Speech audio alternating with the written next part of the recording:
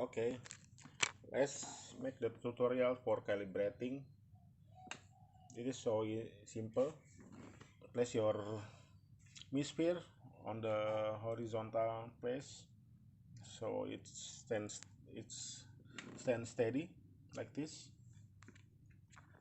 Turning on your Sphere.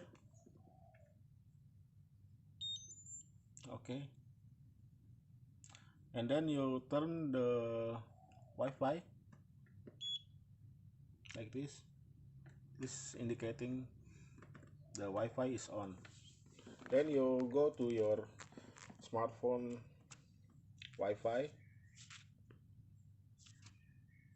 turning on the Wi-Fi. It's beeping on the camera. It means that you are already connected.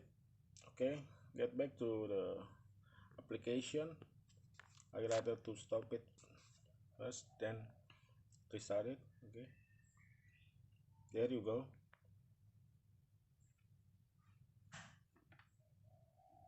Then you push this.